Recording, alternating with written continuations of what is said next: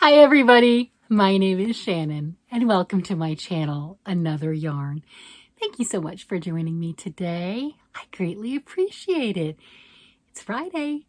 I have not done a Fun Size Friday video in a while, so you know what? I thought I would go ahead and do that. It sounded good to me. So I went through some of the stuff that I have made in the past, and I like today's selection for a couple of reasons. If you've been around for a while, you know I like to make things in various weights of yarn. Something that might call for a worsted weight, I want to try in fingering, or the other way around. Today's selection is no different. These are called animal balls, and they are by Clare Slade, and she goes by Verily Knits on Ravelry. Look at these. Aren't those cute? So as she puts it, this is what you get when it's around the September time period and you want to make Christmas ornaments. So these are great, fun little balls that you can make that look like little, very, very simple, very, very easy, that you can make that look like animals. You can put them on your Christmas tree or do whatever you want to with them. Well, I made them up, and I like the little penguins. I made them up. This one's the fingering weight one. And if you put a little loop on the top of it, then you can put that as a Christmas ornament. Very small, very tiny. This one's, been played with and loved quite a bit. And this is made out of the fingering weight yarn. And of course that's black, so of course it picks up on all the fuzz. We know how that works, right? Really, really cute. So the black, a little bit of cream, and just tiny, tiny bits of yellow here. Well, that's the fingering weight. Well, we just discussed how I really like to do things in both fingering and worsted weight. Here's my worsted weight little guy. Now, I made a bunch of these when the grandkids were little because I wanted to be able to, when they started to get bigger, play catch with them and toss things and it wouldn't hurt them or, that type of a thing. So these are soft, squishy. These have been well loved. And I've got others. These are just ones that I had available at the moment with my two little penguins. Love the fact that they are so cute and different in size. I've made quite a few of these. I do work in the computer field, so the penguins were something that was highly sought after. I made quite a few and I gave them away. What's nice about this is this particular pattern. It is a paid-for pattern, but you get all the different versions.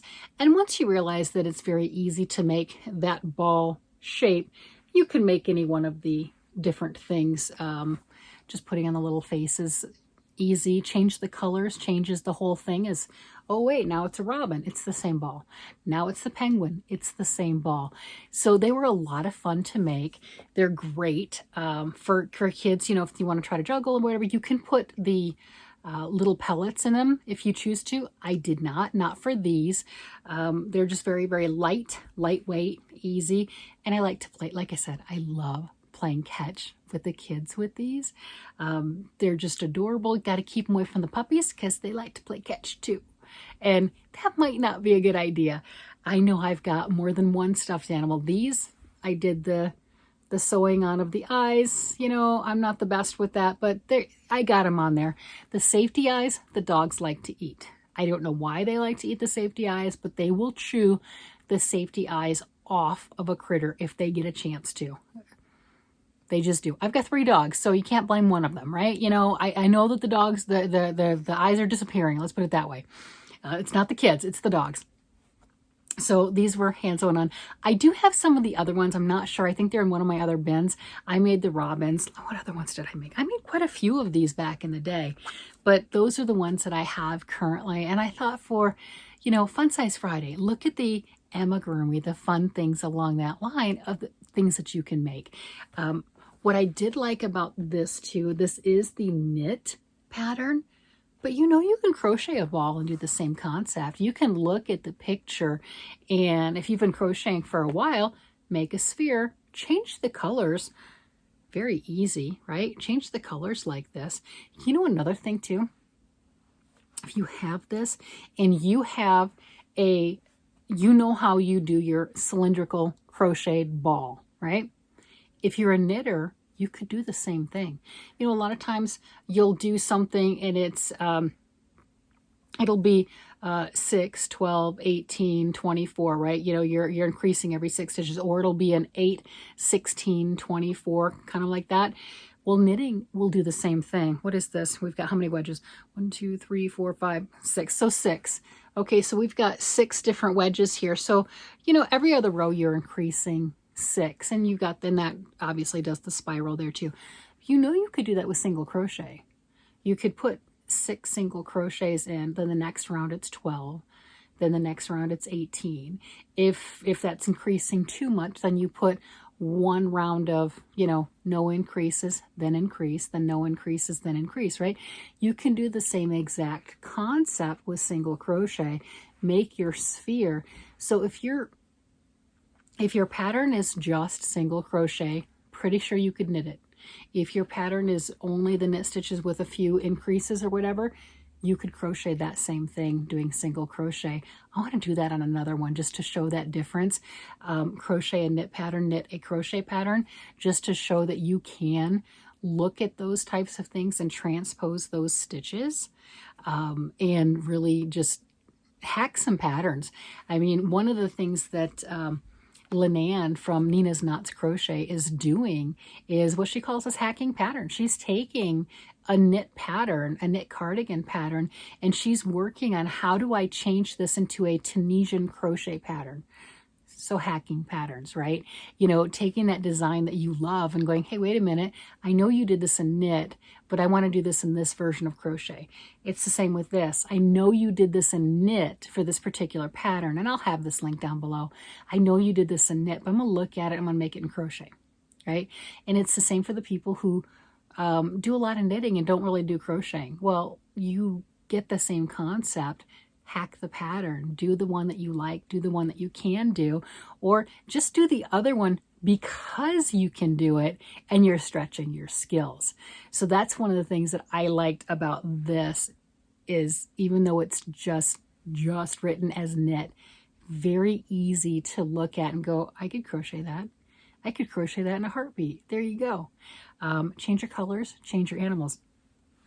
The other one too, like I said, I'll have her link down below with Clare Slade. She has other patterns too, not just those. She's got different series of the balls. But again, once you get that concept of how to make that ball shape, whether it's in knit or crochet, you can do any of the accoutrements and you can make them any way that you choose to.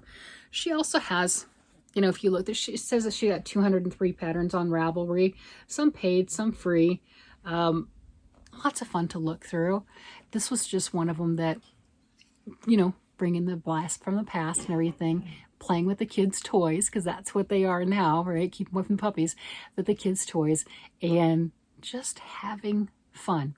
Make them the small size like this. If you want to put the little beans in them, you can make them for juggling, right? You can make 3 of them and everything and have them as juggling with this size, with the fingering weight. This size, teaching the kids how to play catch. Just the same thing. And that's the difference with gauge, right? We understand that, you know, one size here, another size there. Just fun things, just visuals on how that works. Alrighty, hope you enjoyed this.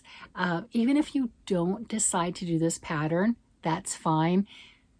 Try to do something like this in crochet if you knit. Try to do something like this in knit if you crochet, right? You know, just stretching that or thinking outside the box is another way of putting it, of what are the other possibilities with the patterns that you already have? How can you make it different? How can you do like what Linan is doing and hack your patterns, right? And obviously I've done those same things too, right? What can you do to elevate what you have, to just really, you're skilled and you are talented and you know how to do your craft. How do you take it over the top? That's what we're looking at.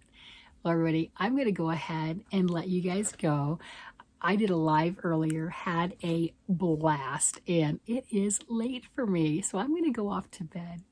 You guys have a great day, night, evening, whatever it happens to be, and I will talk to you again later. Bye-bye.